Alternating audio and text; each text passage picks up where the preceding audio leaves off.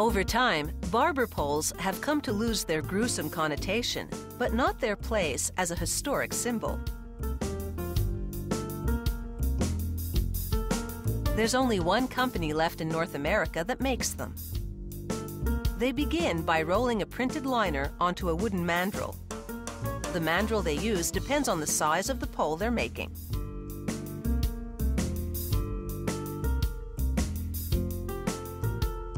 Using a knife, they score the liner at both ends. The liner is made of paper and vinyl treated with UV protection to prevent it from fading.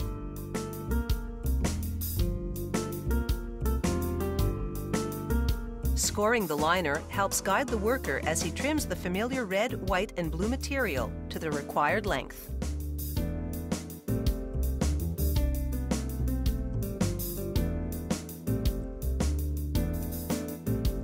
Next, he rivets the company logo to a support frame. Then, with bolts, he attaches a top and bottom support casting. The frame and castings are made of aluminum, so they're virtually rust-proof, which is a big plus since barber poles have to weather the elements.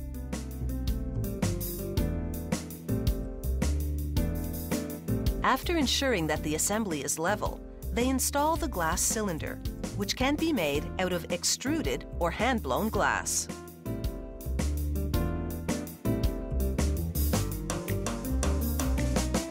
After a final tightening, they double-check that everything fits snugly.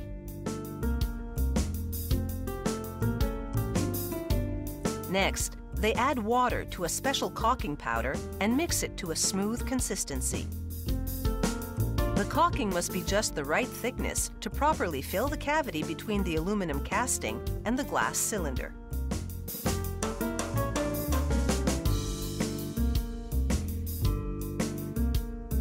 Five minutes later, when the caulking is dry, they carefully trim off the excess on both ends of the cylinder, leaving behind a smooth, watertight seal that helps secure the glass cylinder in place.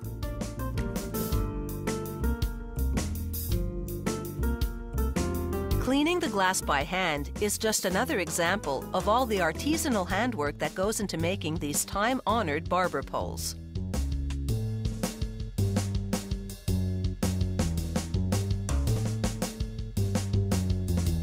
Next, they mount the assembly on a hook and paint the caulking with a colored sealer that matches the casting and makes the caulking waterproof.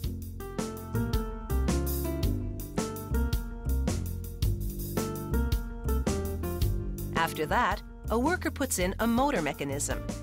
The motor will rotate the printed liner inside the glass cylinder.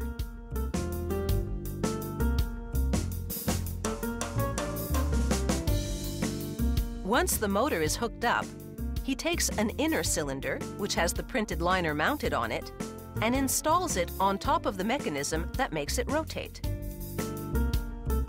He then installs a 2-socket light fixture with the bulb that illuminates the liner.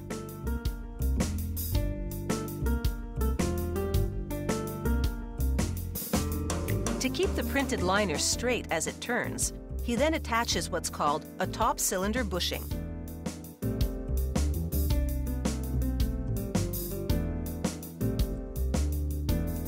All that's left to complete the pole is to attach a rust-proof aluminum cover and the second light bulb that lights up the white glass globe.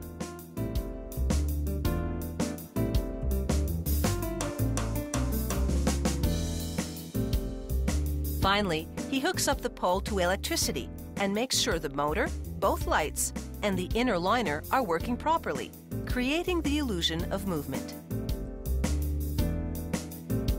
Modern barber poles come in various sizes and styles, with or without illuminating globes, but they always keep their link to the past.